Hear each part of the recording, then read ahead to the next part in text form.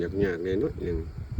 ถ้าอดทนเนี่ยก็ถือว่าผ่านเนาะอุปกรณ์ตัวนี้มันมีปัญหาเกี่ยวเปลี่ยนขาพิษเพราะเรามีเซรามิกอยู่เนาะเอาเบิ้งน้ำเซรามิกนี่ก็ได้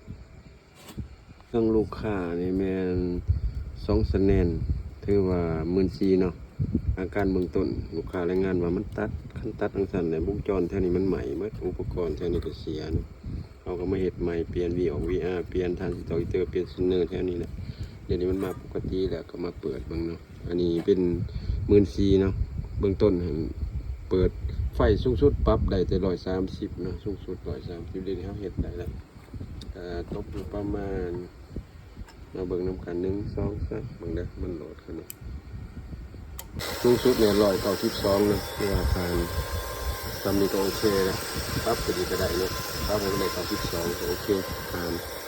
ตัวผ่านนอนเฮาเสียมันสิเป็นอยู่แถวจุดนี้เพราะว่าอยู่แถวจุดนี้เฮาก็เปลี่ยนหมดแล้วเนาะ